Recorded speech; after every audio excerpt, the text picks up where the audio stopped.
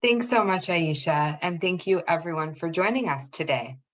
Welcome again to the pre-application information session for the fiscal year 2024 Legal Assistance for Victims, or LAV, grant program, Expanding Legal Services Initiative, which is also referred to by its acronym, ELSI. The Office on Violence Against Women, or OVW, is convening this pre-application session to go over the 2024 solicitation for ELSI. Could you go back one slide, please? Thank you so much. My name is Hannah Katz, and I'm joined today by my colleagues Maria Flores, who will be speaking later in the presentation, as well as Sandy Van Orden and Julie Aldrich, who will support in answering your questions. The purpose of this session is to provide information regarding the ELSI solicitation. We'll highlight a few key points in this presentation.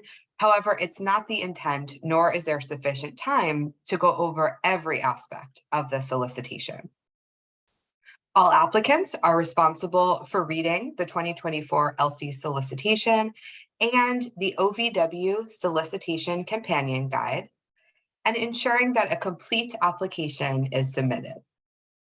LAV program staff cannot provide any feedback to applicants about the quality of an applicant's proposal or provide any information outside of what's presented in the solicitation.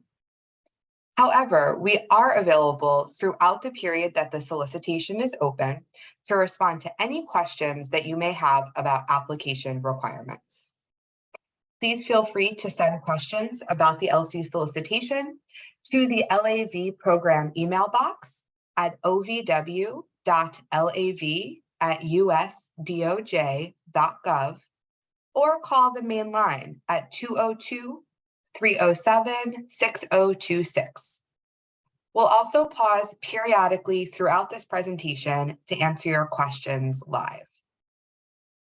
As one note, it will be helpful to have the ELSI solicitation in front of you now for a point of reference during this information session. You may take a moment to open it if you have not already done so. We'll be referring to solicitation page numbers throughout. Also, as Aisha mentioned in her introductory remarks, we will send these slides to you all after the webinar, or I should say the presentation will be available on the OVW website after the webinar. So please don't feel that you must remember everything that we tell you here. You may use the presentation alongside the solicitation and the companion guide as you prepare your application. Finally, please note that tomorrow at the same time, 2 p.m. Eastern, there will be a separate presentation discussing the Legal Assistance for Victims Grant Program solicitation, separate from ELSI. Registration for that webinar is now complete, but the recording will be up on the OVW website in the coming days. Next slide. On the cover of the solicitation, please note that final applications are due by 8:59 p.m. Eastern Time on Thursday, February 15th. Please refer to pages 22 through 24 of the solicitation for more information on submission and intermediate deadlines. Please also note that OVW will not accept late applications, so applicants are strongly encouraged to begin submitting their applications 48 hours prior to the application deadline, and to carefully review the OVW policy on late submissions, which can be found on pages 23 and 24 of the solicitation. Finally, OVW anticipates notifying all applicants of funding decisions by October 1st, 2024. Next slide. All right, eligibility is mentioned briefly on the cover of the solicitation, as well as in more detail on pages 10 through 11. Eligible applicants include private nonprofit entities, territorial organizations, Indian tribal governments, including Indian tribal consortia, and tribal organizations. Additionally, eligible applicants are limited to these sorts of organizations that first, as their mission or purpose, serve victims of domestic violence, dating violence, sexual assault, or stalking. Just as a note here, the organization may be a larger multi-service organization that does not solely address these crimes, but has a distinct division or program that has the mission or purpose of serving victims of these crimes. And second, do not currently offer in-house legal representation for victims of domestic violence, dating violence, sexual assault, or stalking by attorneys who are employed by the applicant. Next slide, please. Page 5 of the solicitation provides background on the history and goals of the LAV program. The LAV grant program is intended to increase the availability of civil and criminal legal assistance needed to effectively aid victims ages 11 and older of domestic violence, dating violence, sexual assault, and stalking. The LAV program provides funds for comprehensive direct legal services to victims in legal matters of relating to or arising out of that abuse or violence. Comprehensive legal services should address the broad spectrum of legal issues that victims encounter. In addition to representation in emergency and non-emergency protection order hearings, this includes representation in family matters, so divorce, child custody, child support, consumer and housing matters, and credit restoration, among others. For our purposes, planned services must include legal representation by a licensed attorney. A bit more on this later.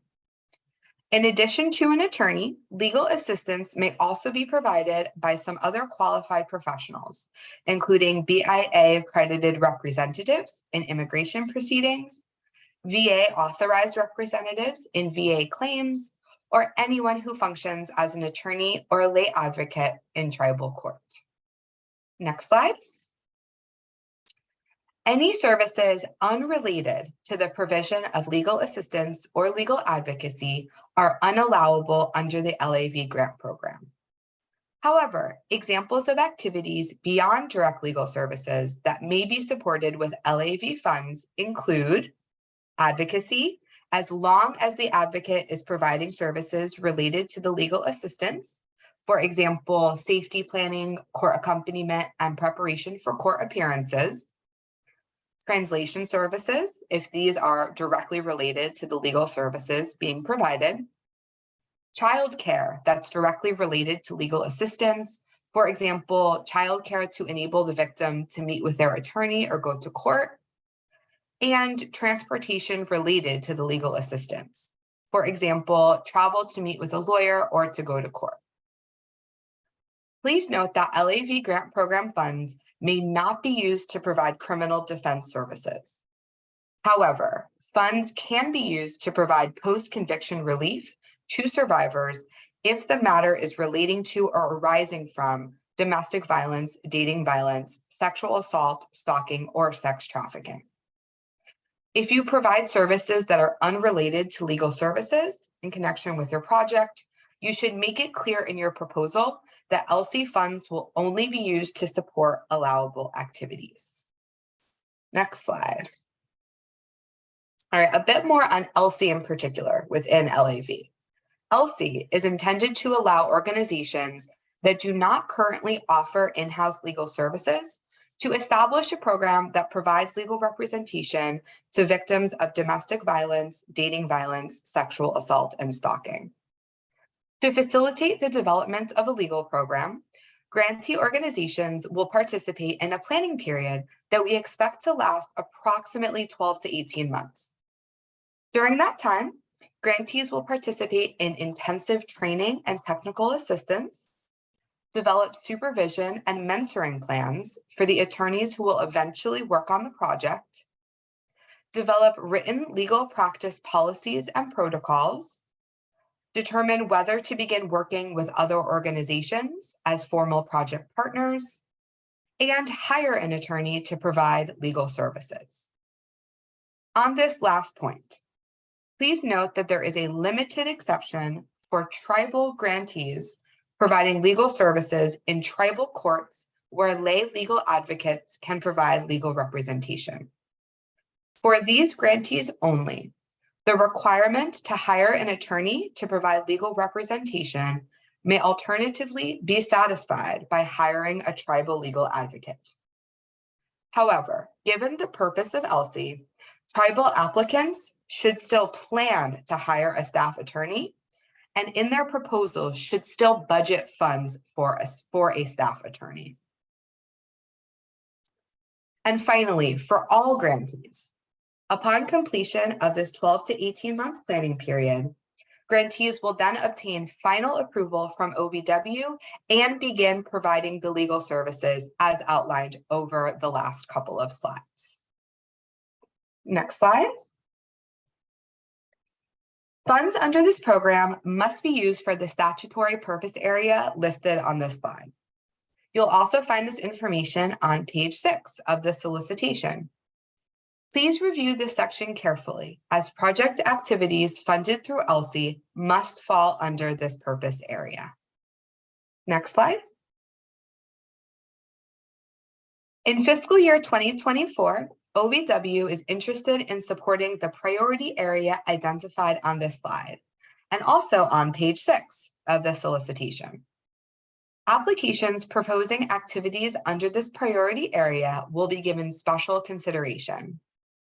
The priority area is as follows: advance equity and tribal sovereignty as essential components of ending sexual assault, domestic violence, dating violence, and stalking by improving outreach, services, civil and criminal justice responses, prevention, and support for survivors from historically marginalized and underserved communities.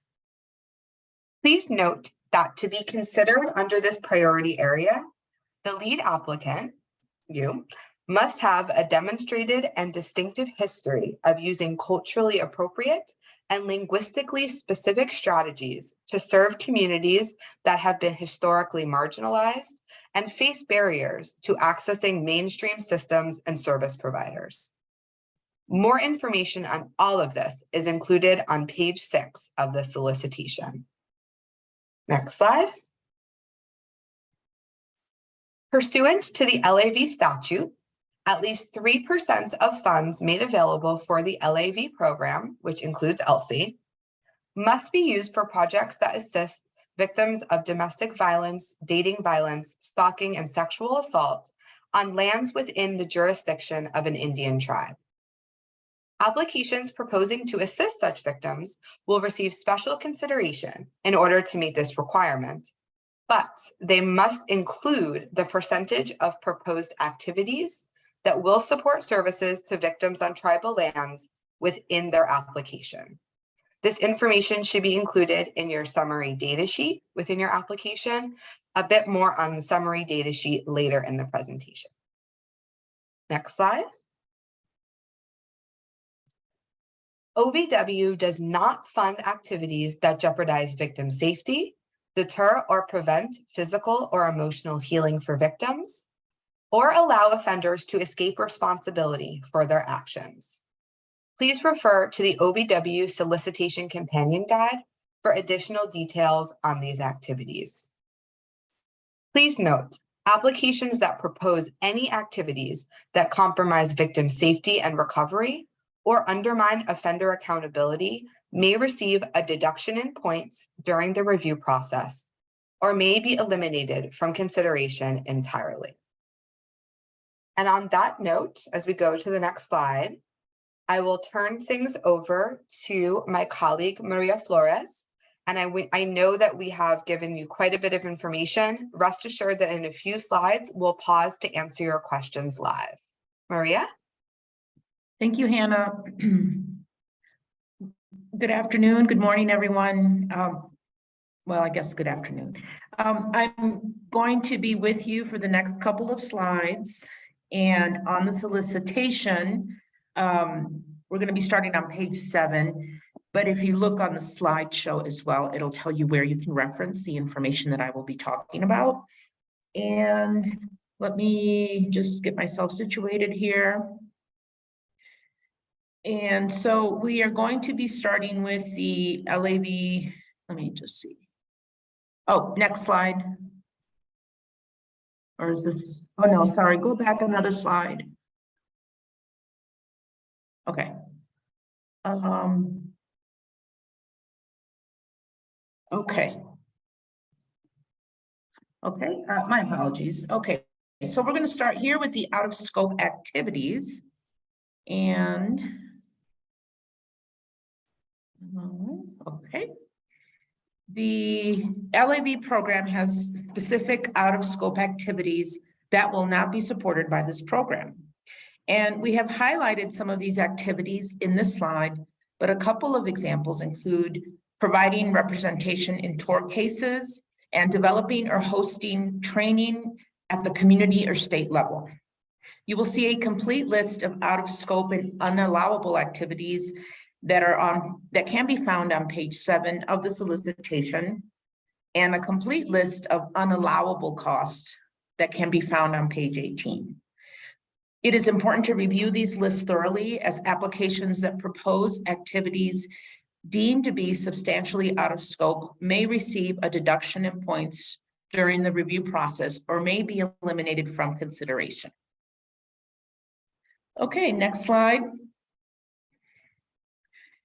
Here we're going to cover federal award information, and in terms of the availability, the availability of funds in the award period.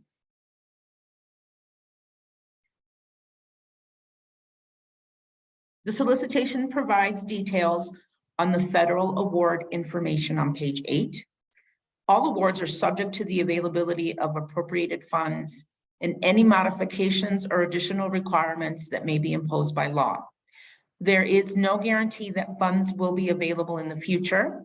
However, OVW may elect to make awards in a future fiscal year for applications submitted under the solicitation, but not selected for fiscal year 2024 funding, depending on the merits of the applications and the availability of funding. The grant award period is for 24 months, generally beginning on 1 October 2024. ELSI grantees may be eligible for an additional 36 months of non-competitive funding to continue their projects, if OVW has sufficient appropriated funds and the grantee has complied with the fiscal and programmatic requirements of the award. And the next slide, please. So the award amounts, ELSI is making awards for up to $400,000 for the 24-month period. All awards will be made as grants. Please note that we may award amounts that differ from what applicants request and to negotiate the scope of work and budget with applicants. Okay, next slide. Applicant types. So for this, you may follow along on pages 8 and 9 of the solicitation for this particular slide. So because ELSI is only in its second year, all applicants will be considered new. Current LAV grantees are generally not eligible for ELSI.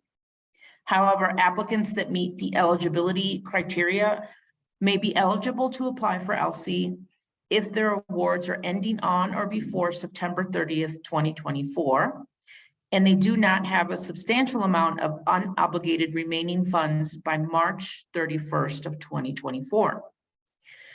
In addition, project partners of current LAV grantees may be eligible if they do not currently provide in-house legal services and they meet all other eligibility criteria. Finally, be aware that though you may apply for both ELSI and LAV grant for fiscal year 2024 program, you will not receive both. So if we understand that this is a lot of information, the information again is in the solicitation, and you will have access to our slide deck and a recording of this webinar. And just to caveat a little bit, the reason that we have to be so precise in delivering this presentation to you, and it may seem like it sounds very robotic and very, we do have to use a script for purposes of recording, and so we want to make sure that we are accurate in giving you the information that will help you provide a successful application.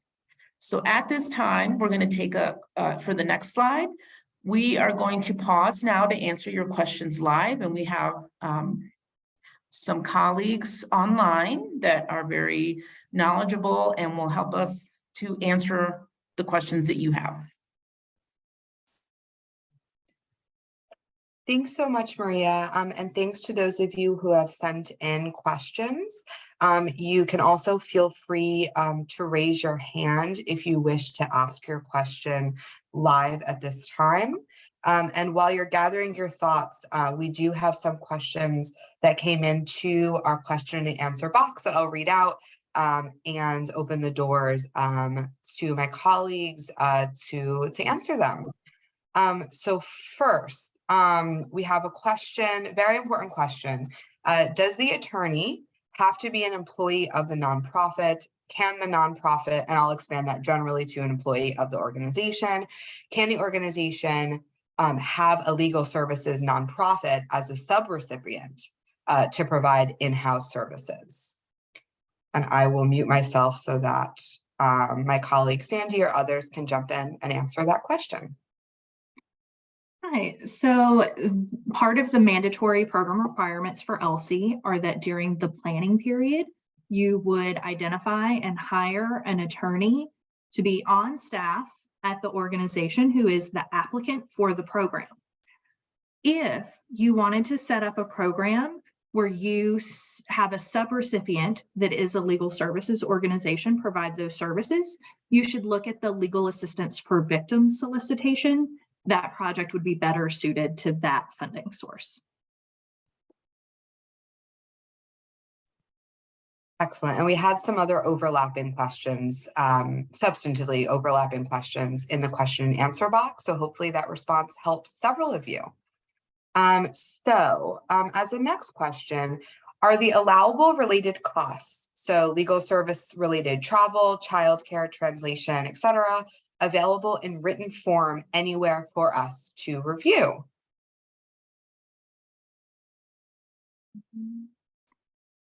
I do not believe there is a written list of those items.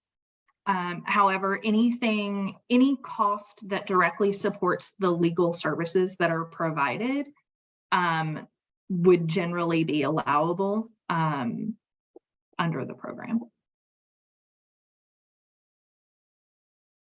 Great. And then we had two questions about legal aid organizations. So I will combine the two of them. Based on the eligibility information, is it true that legal organizations would not qualify for ELSI given that they're already providing in-house counsel to victims?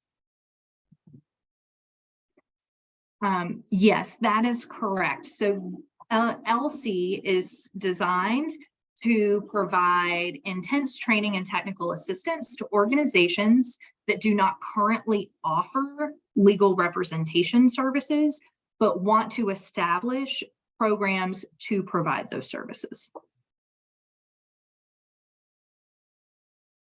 Great. So I think that there are also some questions in the chat.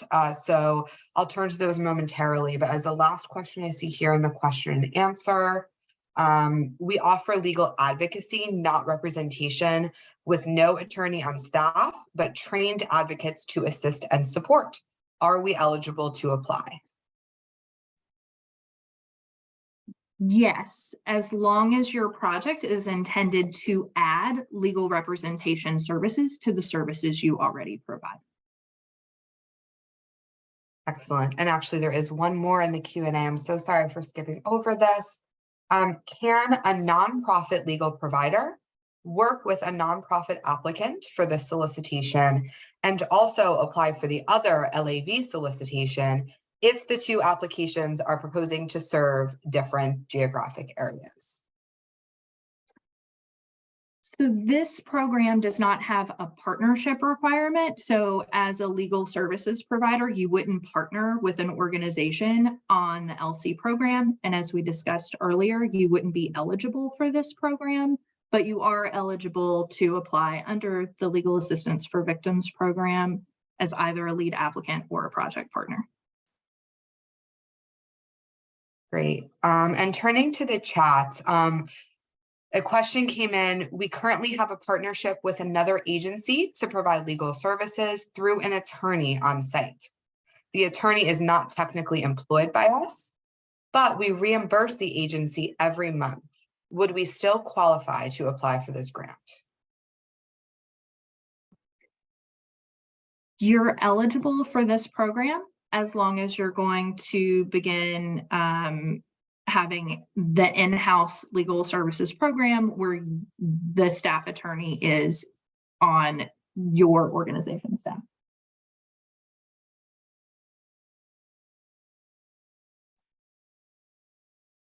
We have a question. So some legal services, perhaps agencies, organizations are only able to provide legal services to clients who meet an income eligibility criteria. Does this grant have this kind of criteria?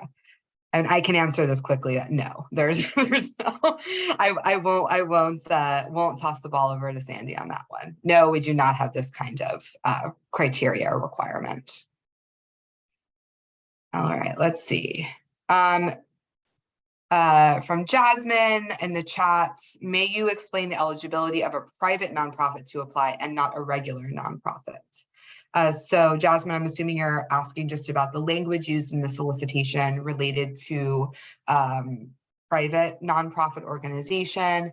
And I'll toss this one over to Sandy. What the heck? So private nonprofit is the language that's used within the Legal Assistance for Victims statute. As far as organizations that are eligible, I would need to actually probably refer with some other people at OVW in order to be able to fully answer that question. Excellent. I just wanted to reiterate, thank you so much for all your questions. I just wanted to reiterate Julie's message. So please use the Q&A to ask your questions. It helps us just keep track and make sure that we're addressing all of your wonderful questions coming in. But with that, I will continue to go through the chat and then return to the Q&A. Would it be allowable to hire an attorney but subcontract for immigration services?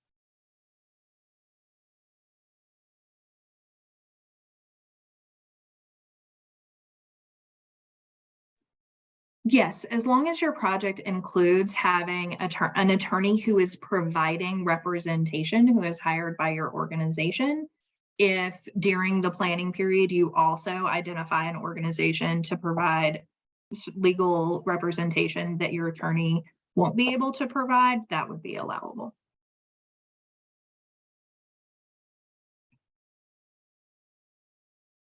All right.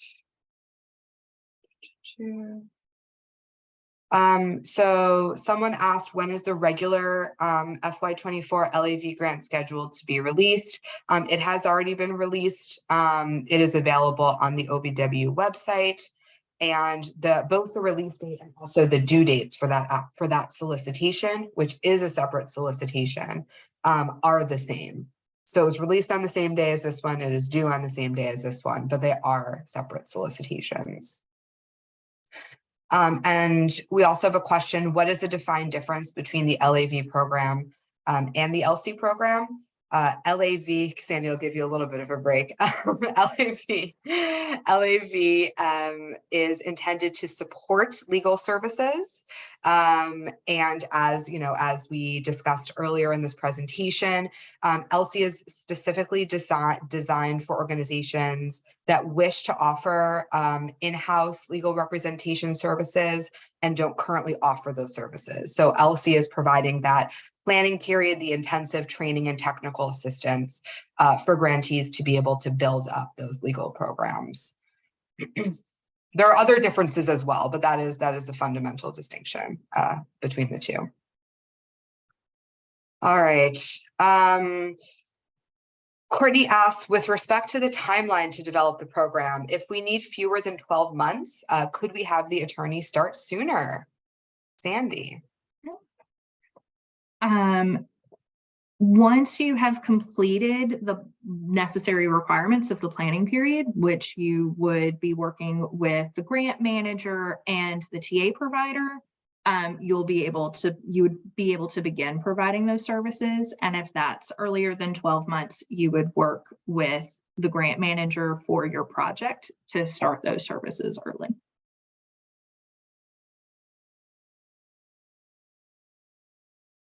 Excellent. I think we'll answer just a couple more questions that are in the chat and then maybe move on and save some of these questions for the next question and answer session. We do have 2 more within the presentation.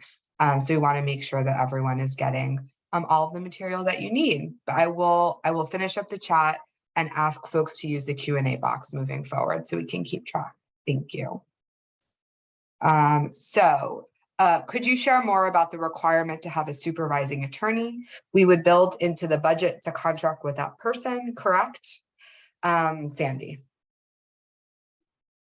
So you could use a contracted supervising attorney who will supervise your staff attorney.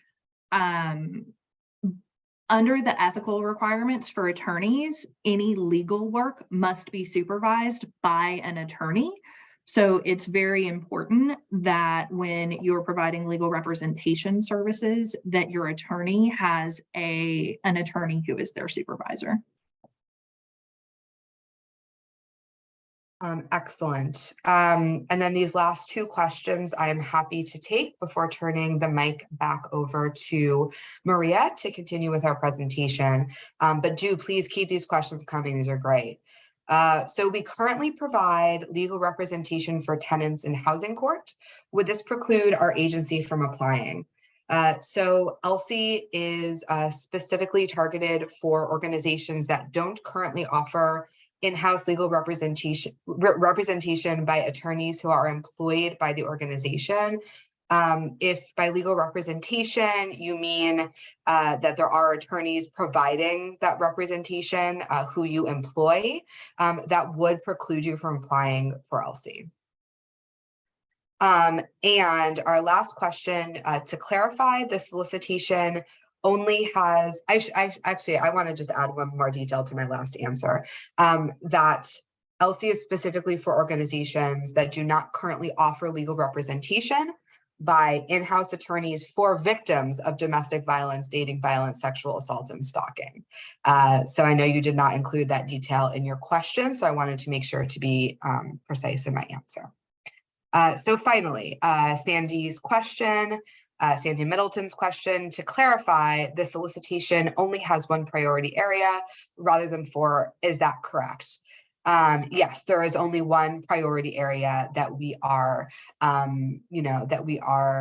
targeting or have specified for the ELSI solicitation. That is correct. And with that, I will turn things back over to Maria to continue with our presentation. Thanks so much, guys. Thank you, Hannah. I just wanted to add,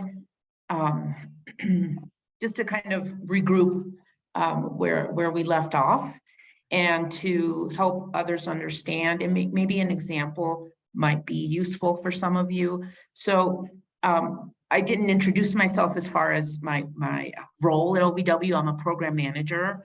And so potentially if you were to apply and receive an award, one of us would be your grant managers. And so to give you an example, I have a grantee right now who provides domestic violence, sexual assault services, and has advocates working with clients. And when a client comes in, they refer them out. They have a partnership with a legal services provider to provide the legal services. So she wants to now apply for ELSI because she doesn't want to continue to have to refer out. She wants to have her own in-house legal services so that when they have a client come in, they're going to send the client next door in their office. They don't have to actually refer them out. And so this is a perfect opportunity for this grantee to apply for this solicitation. So if you see yourself in that situation, again, just to kind of clarify and regroup us, that is an example of how you would be able to apply for ELSI. You're your own DBSA provider.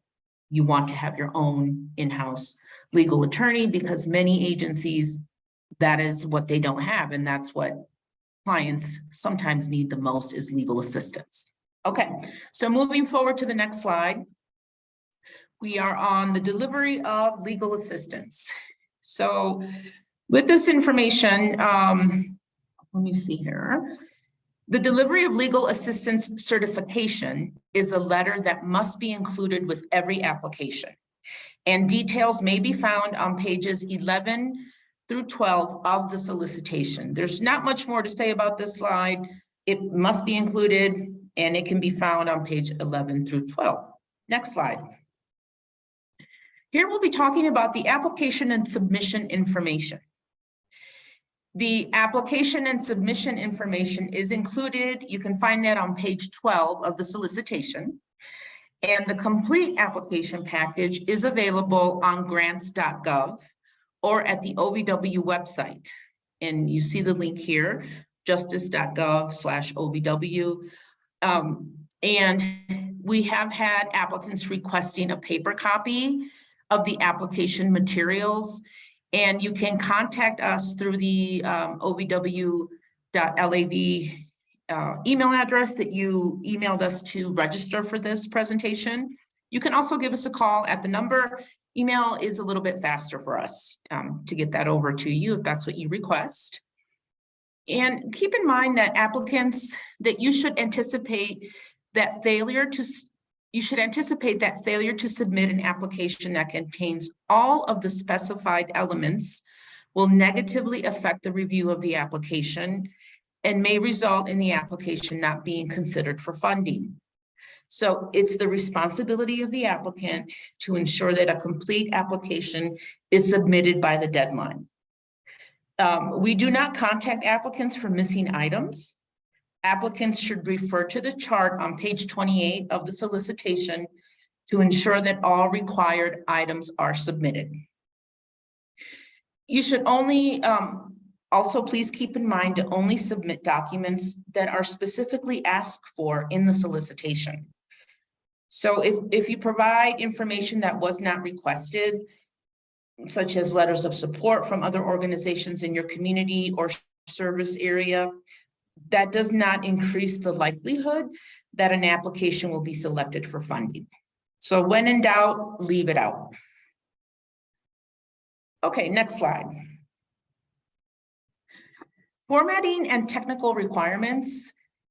Please carefully review the formatting and technical requirements on page 13. Points may be deducted for applications that do not adhere to the formatting and technical requirements. So please read the entire list of requirements. The ELSI solicitation is very competitive and attention to detail is imperative. Next slide. The application requirements.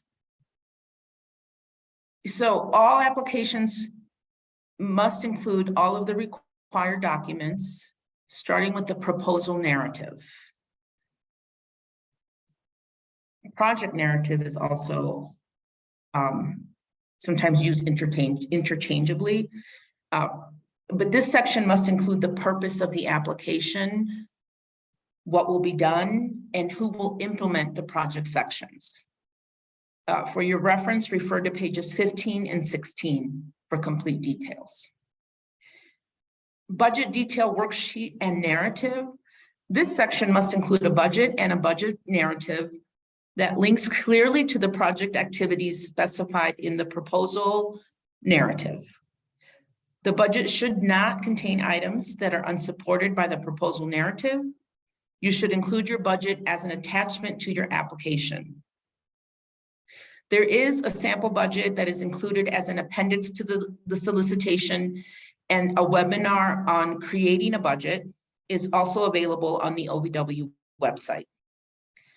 Applications that do not include both required components will be considered substantially incomplete and will not be considered for funding. We will not contact applicants for missing documents. Next slide.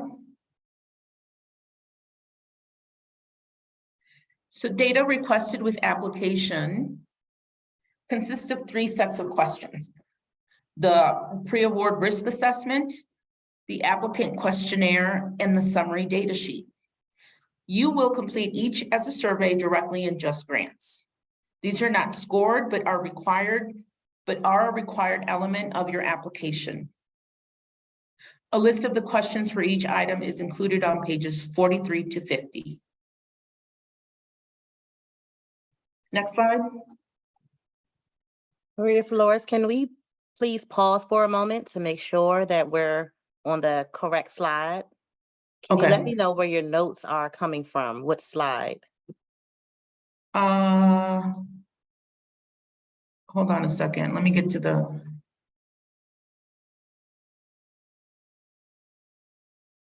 What was the previous slide to this one?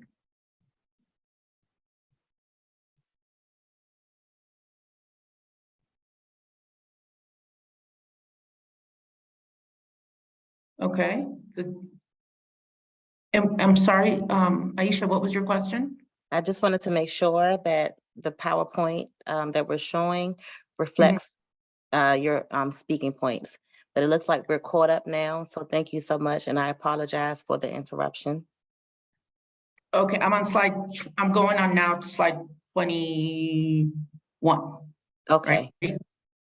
Is that right? yes, thank you Okay. so much. The proposal abstract, okay.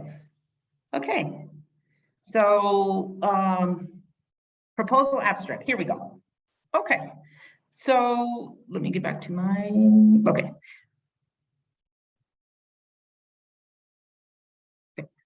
All right, the proposal abstract. Although this section will not be scored, your application should include an abstract that does not exceed 2 pages double-spaced. This section should not be a summary of past accomplishments. The abstract will be entered into a text box in Just Grants. Applicants are strongly encouraged to use the template for the abstract on pages 14 through 15 of the solicitation. Okay, next slide.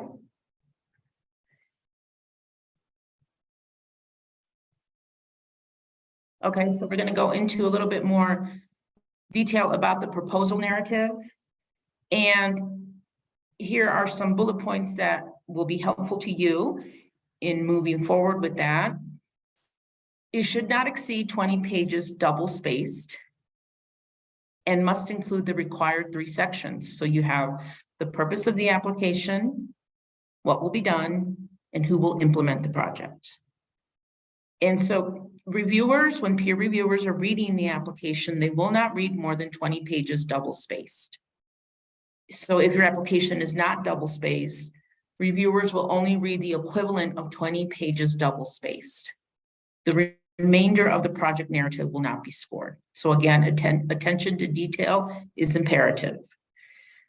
Make sure that you respond to every question within each of the sections. And you can reference pages 15 to 16 of the solicitation for more information. And with that, I will hand it over to Hannah. Thanks so much, Maria. So again, just a handful of slides from me, and then we'll be returning to your questions. So do keep them coming in.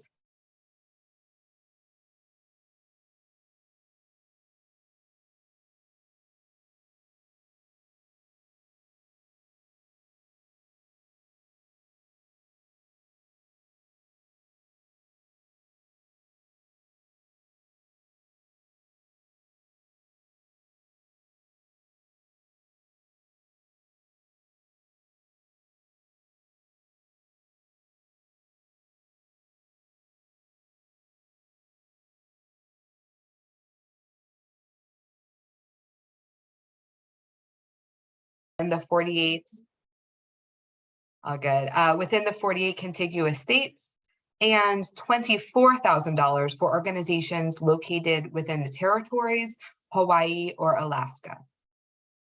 Please note that this amount is for the entire 24 months and not per year. You may budget for more than this minimum amount to attend relevant non-OVW sponsored conferences or trainings. Please take notes. Though the budget and the budget narrative should be supporting your proposal narrative activities, they will be reviewed separately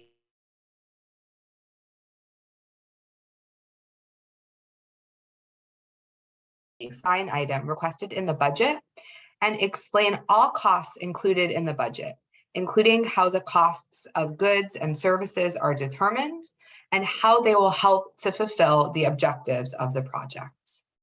Next slide.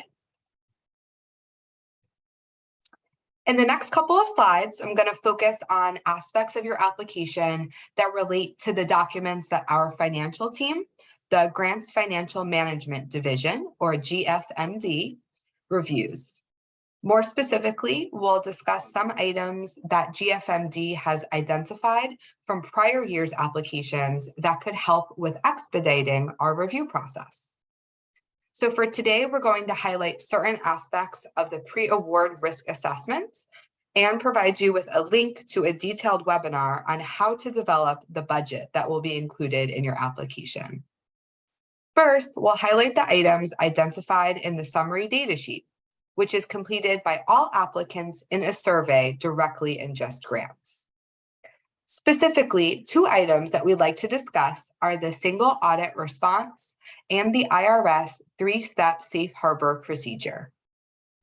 OVW requests that all applicants provide a statement as to whether they have expended $750,000 or more in federal funds during their last fiscal year.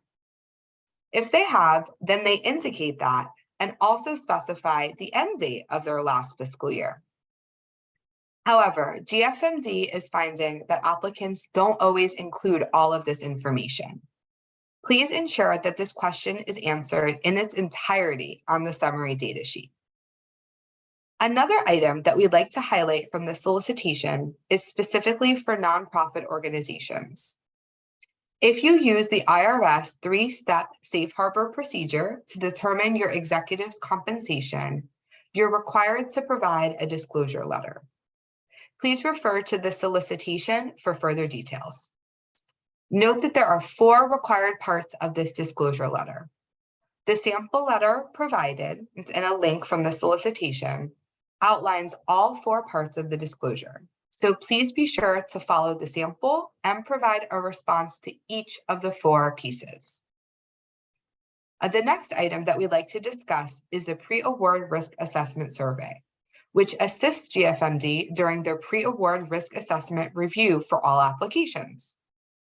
Each applicant must prepare a response to all 11 questions, and each question has multiple parts. We've noticed from prior years that applicants don't always fully answer all parts of the questions, which in turn requires GFMD to reach out to the applicant and which may delay funding decisions. Some of the most common issues that we've encountered have been, for example, in question 2, where the applicant indicates that they do indeed have internal policies, but they don't provide a brief list of topics covered in the policies and procedures. On question 3, some applicants failed to provide a brief summary of the organization's process for tracking expenditures, and more specifically, whether or not it tracks budgeted versus actual expenditures. These are just a few examples, but in general, please make sure that you read each piece of each question and provide a full and comprehensive response. Next slide. This next slide will quickly highlight some resources that are available as you're creating the budget to be submitted with your application. Over the last couple of years, GFMD has developed a detailed webinar presentation on how to develop a budget to be submitted with OVW applications. This presentation addresses some of the challenges that you may face with your budgets and provides some insight on OVW's budget review process. The webinar can be found at the link on this slide, justice.gov/OVW/video/creating-budget. Additionally, the OVW website has published guidance to help you prepare your budget attachment. Next up is the uniform guidance, which can be found at 2 CFR 200. Use your favorite search engine for this one. Other resources include the DOJ Financial Guide and the ELSI solicitation itself. Next slide. We know this can be a lot of information to process. So if you have any questions about the GFMD information discussed, please feel free to contact the GFMD help desk at 888-514-8556 or by email at ovw.gfmd@usdoj.gov. Next slide. So pages 20 through 21 of the solicitation provide information about additional documents that will not be scored during the review process, but which should be included with your application. Failure to include any of these may result in your application being removed from consideration. Next slide. Recipients of OVW funds must comply with applicable federal civil rights laws, which, among other things, prohibit recipients from discriminating on the basis of national origin and disability. This includes taking reasonable steps to ensure meaningful access to grantees' programs and activities for individuals with disabilities, individuals who are deaf and hard of hearing, and individuals with limited English proficiency. Applicants must include funds or other resources in their budget that support activities to ensure access for these individuals. Please see page 27 of the solicitation for more information on these requirements. Next slide. Great, so we're now going to take a second pause to answer your questions live. Please give me a moment to ensure, let's see, that I'm all up to speed. I don't see any additional questions in the chat itself. So I'm going to go over to the Q&A box. All right, so the question I see at the top from Brenda, this is in response to an earlier question that we answered about legal advocacy. So Brenda says that our organization is similar. We offer legal advocacy, but not representation. We confirmed that they are eligible to apply. But Brenda asked, could you clarify, would we be ELSI or LAV in that case? How do we distinguish which to use? Given that this is a theme, I would love to turn it over to Sandy, with a kind of general response that many of you may be asking yourself this question at this point in the presentation. So an organization that currently offers legal advocacy but not representation would apply to ELSI if you want to develop a project where you will receive intense training and technical assistance to develop a legal representation program in your organization. An organization that has legal advocacy and wants to partner with a legal services provider in order to provide legal representation services would apply under LAV.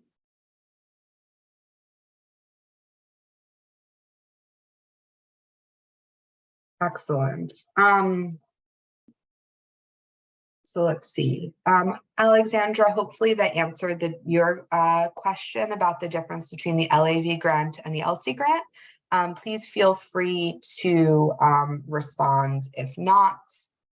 And we also did, speak about legal services and the involvement of an in-house attorney in that.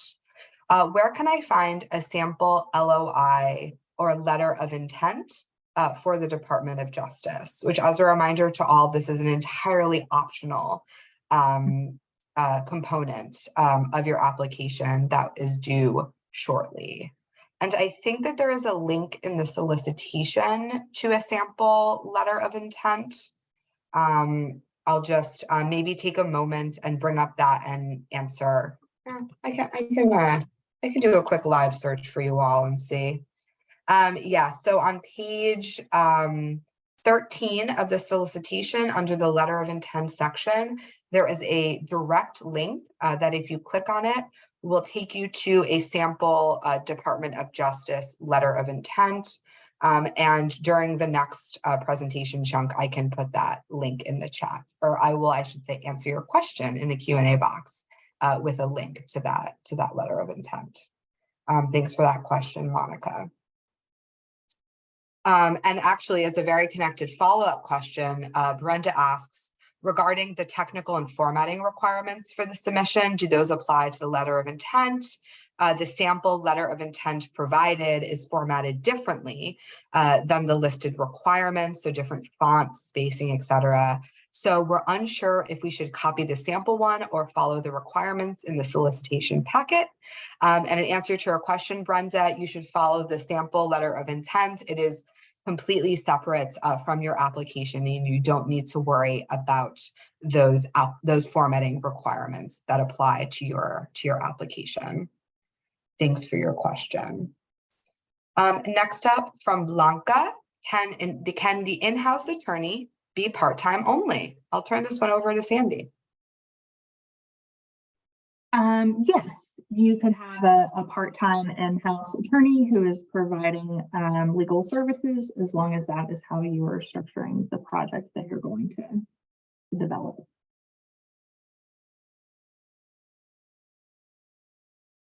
Great. And a question from Kay. Can the project attorney hired to represent victims for this grant also serve as a project coordinator? Yes, there's nothing that would prevent the project attorney from acting as the project coordinator.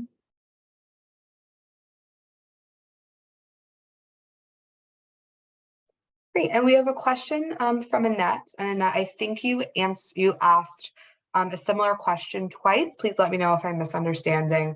But your organization is still new, less than 1 year old. Are you eligible to apply? And the answer is yes. The age of your organization, does not impact your eligibility to apply. It's not one of the eligibility criteria.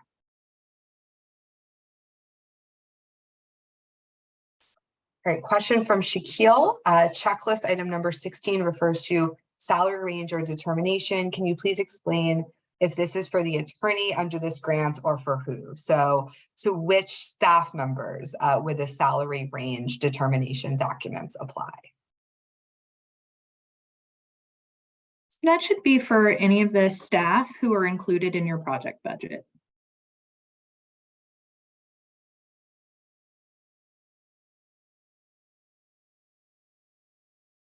Great. Just trying to make sure that I have answered all questions.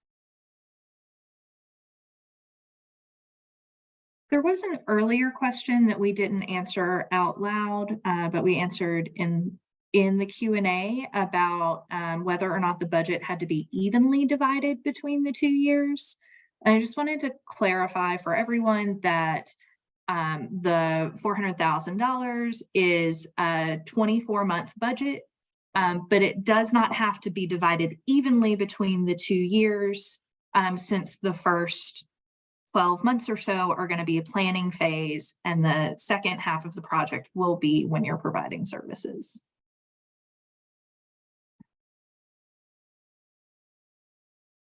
Great, thanks so much, and thanks again for all of your questions.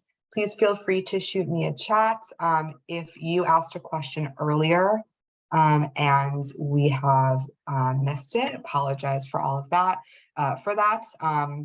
And we do have one more Q&A session coming up in the presentation, so it is not your last opportunity. But with that, I will ask for next slide and continue on with our presentation. So after all of this, how to apply? So you may find this funding opportunity on grants.gov by using the CFDA number, grants.gov opportunity number, or the title of the solicitation, all of which can be found on the cover page. The fiscal year 2024 application submission process is a two-step process. Application materials will be submitted in grants.gov and in Just Grants. We recommend starting the application process, even just the grants.gov and just grants registration process, as soon as possible to allow time to learn the system. Next slide. Please read the solicitation carefully to understand all of the steps required to submit an application and the time required to complete those steps. Some steps, such as obtaining a unique entity identifier or UEI number, or registering with the System for Award Management, abbreviated as SAM or sam.gov, or registering with grants.gov, may take several days to complete. We recommend that applicants begin these processes as soon as possible, but no later than the dates suggested in the solicitation. Next slide. And with that, I will turn things back over to Maria to take us home. Maria?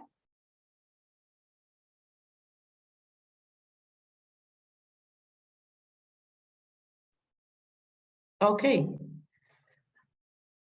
Hi, everyone. Okay, so I'm going to finish up. I'm going to be going through slides 32 to 45, and this will be the end, and then we will finish up with some questions before we get you on your way to writing amazing applications. Okay, so on this slide, we are talking about grants.gov, and the applicants must complete the application for federal assistance, which is the SF-424 in grants.gov.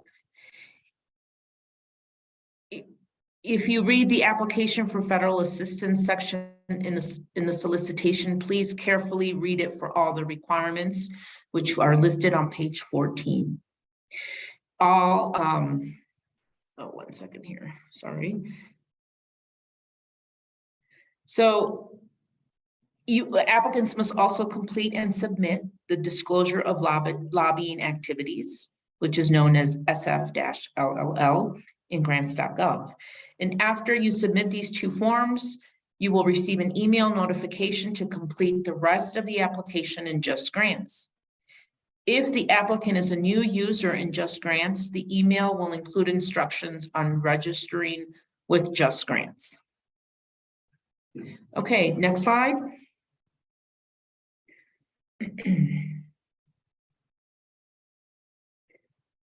Just Grants, applicants will submit the full application, including attachments in Just Grants, in the Just Grants system. I'm sorry, in the Just Grants system, applicants will enter some application information directly into text boxes and surveys and upload some documents as attachments as well. So we've included the following major elements of the application as examples of what applicants will submit in Just Grants. So you will be, I'm sorry. These are the examples of what you will be submitting in Just Grants. Proposal abstract is entered in a text box. The pre-award risk assessment is a survey in Just Grants. The applicant questionnaire is a survey, as well as the summary data sheet. So you have 3 surveys in there. The proposal narrative is uploaded as an attachment, and the budget worksheet and budget narrative also uploaded as an attachment. So again, and we've been stressing this throughout the entire presentation, read the solicitation carefully. All the information that you need is in the solicitation, specifically when it's requiring documentation for all applications or when applicable. Okay, next slide. So in Just Grants, each applying organization, you're going to have an entity administrator, and that person is responsible for managing entity level information and assigning roles in the system. The entity administrator is also the eBiz POC designated in sam.gov.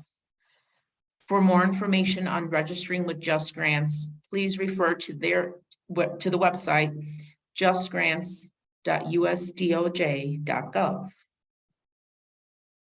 And within 24 hours of Just Grants receiving your application from grants.gov, the user who submits the application in grants.gov and the SAM eBiz POC will receive an email to register for a Just Grants account. The email is from DOJ's, Department of Justice's Secure User Management System, and will include instructions on how to create an account. So this information, we're giving it to you rather quickly. It is all included in the solicitation so that you can process it as you're doing it, because there's a lot of moving pieces there for you to have a complete solicitation. To ensure that you receive these emails and they are not flagged as spam, we recommend adding the DOJ user management system, the secure user management system, to the trusted sender list in your email settings, because I can assure you it does happen. Things get sent to spam, and we've had many examples of we've had to assist applicants with that. And so please keep that in mind.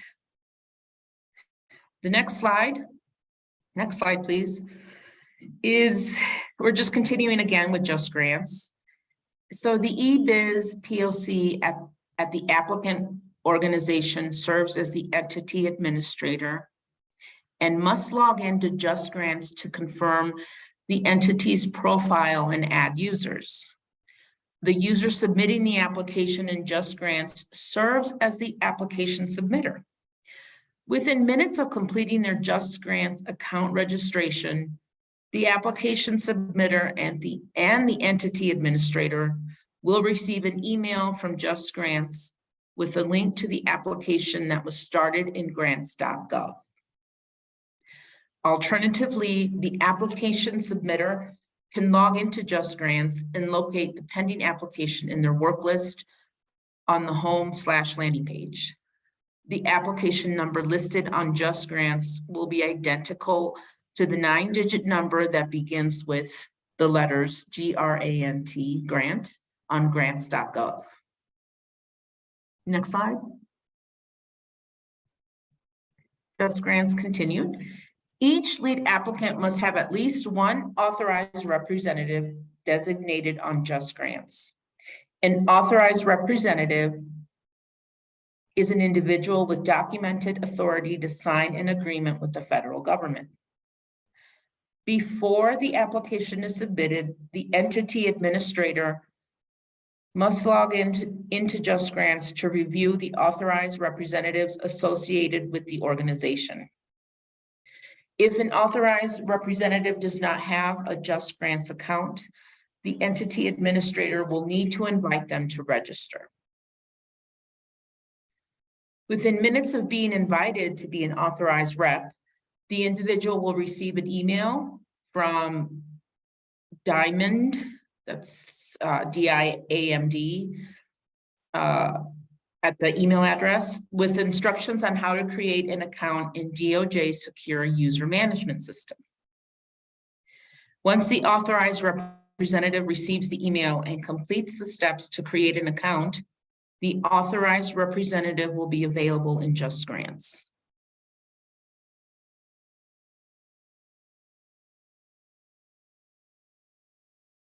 Okay, next slide.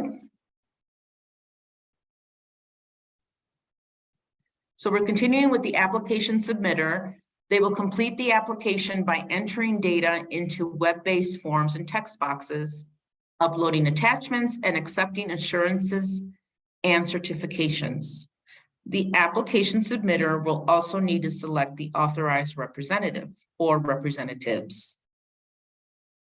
Once all sections are completed, the application submitter will submit the application. The application submitter, the entity administrator, and authorized representative will then receive an email from Just Grants confirming successful submission of the application. Next slide.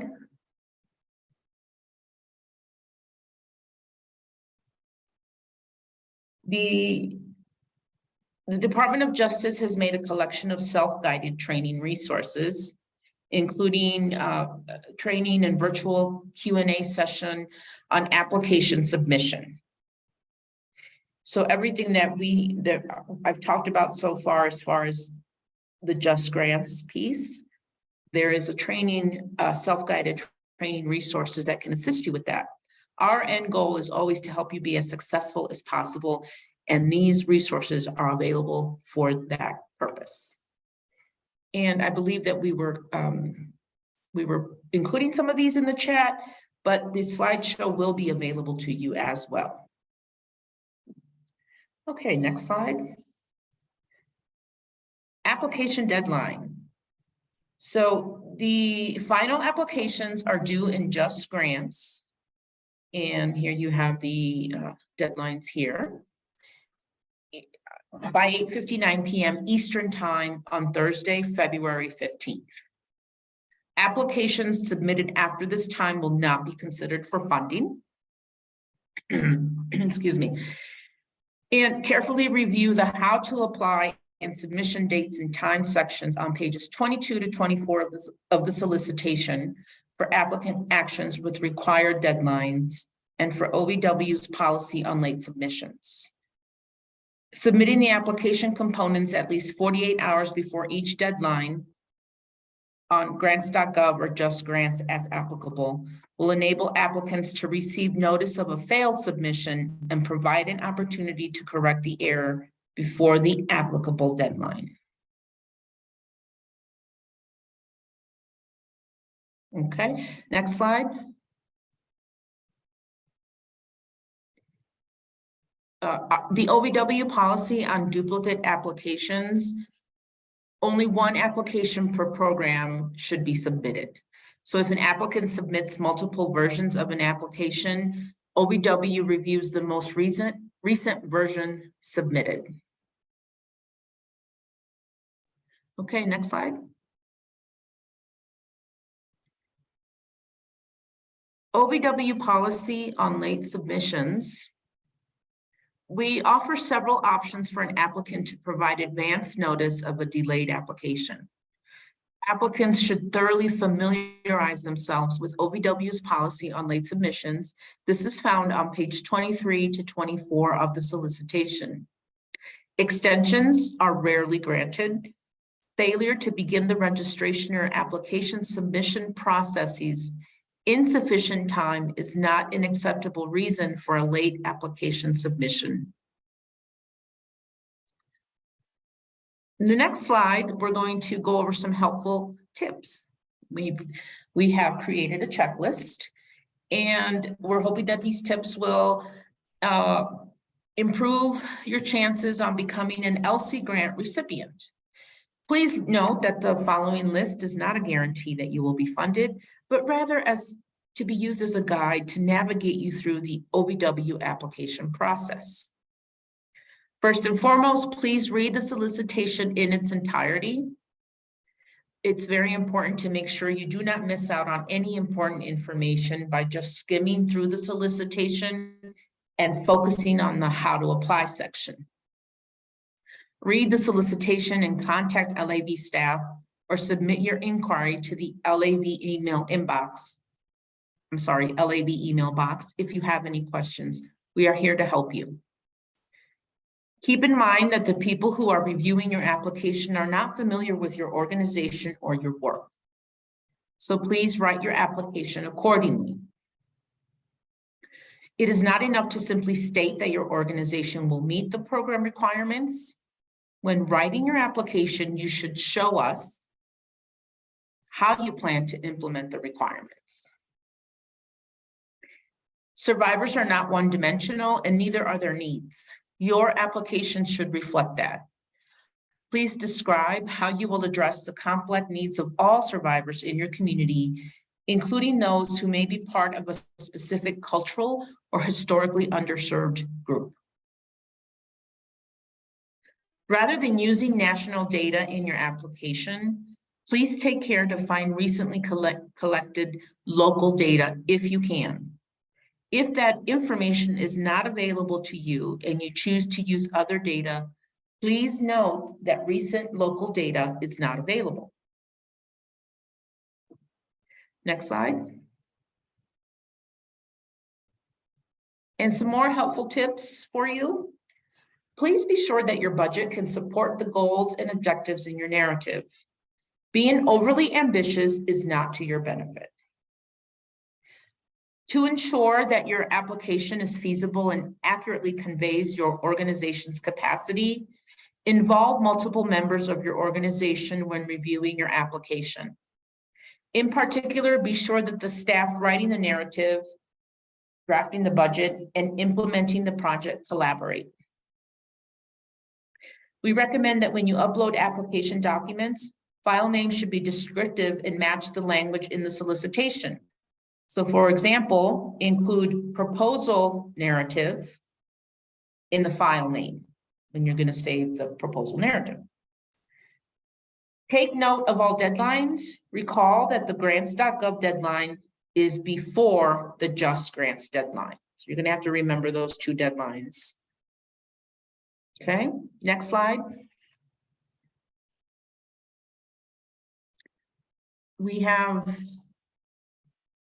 some more helpful tips for you. Do not include or reference materials, including attachments that the solicitation does not ask for.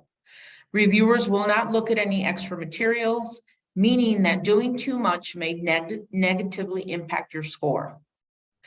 Please demonstrate your expertise by showing us what you do, as we previously mentioned, not copying and pasting language from the solicitation.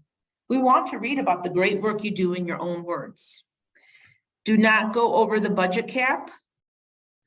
Please be very careful to follow all formatting and technical requirements. These are not just guidelines, they really have an impact on your score. Print out the final document and carefully proofread and review your application to ensure accuracy and completeness. And the next slide.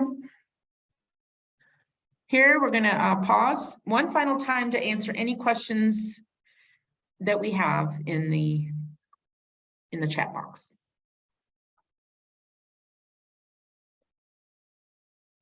Thanks so much, Maria. And I just want to note that this slide includes key contact information that we've mentioned throughout the presentation. So our email address, ovw.lav@usdoj.gov, the email address for GFMD, who are the main folks to ask any financial questions, as well as technical support as you go through the grants.gov and Just Grants application processes. And with that, I see only one new question in the Q&A box. So I will share it and then turn it over to Sandy to answer live.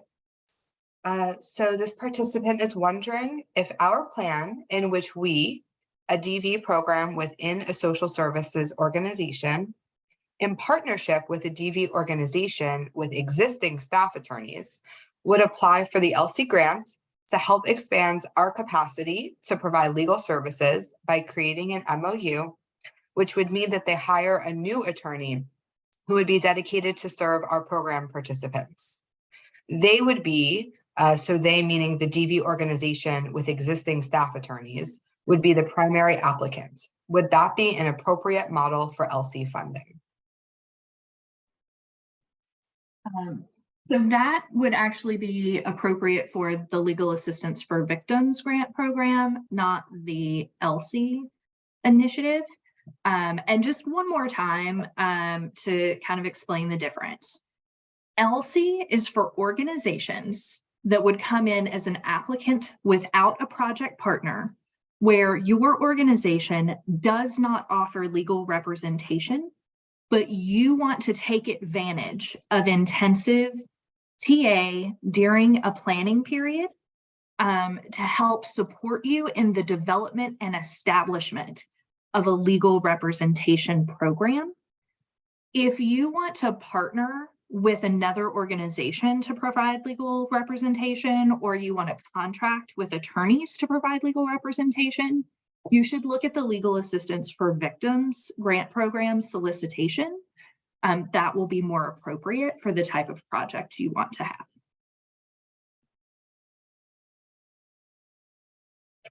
Great, thanks so much. And thanks so much for that great question.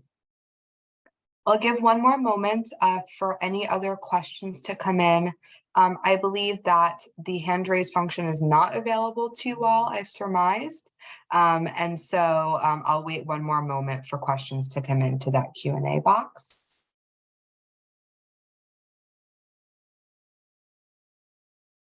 And just noting again that, of course, this is not your last opportunity to ask us questions. We are available at the contact information under programmatic questions at the top of your screen right now. Our email ovw.lav@usdoj.gov is the best way to reach us. And beyond that, financial questions and technical questions should, of course, go to the appropriate folks on the screen as well. Right, well, I believe moment has been given.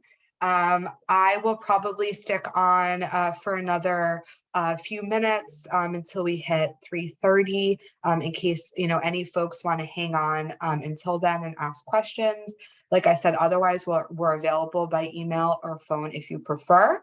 And I just wanted to thank everybody here for taking time out of your busy new year. We know that this is a busy time for all as we get back into the swing of things. And we really look forward to receiving your applications if you choose to apply. So thanks so much again for your time, and you know where to find us if anything. Take care, everybody.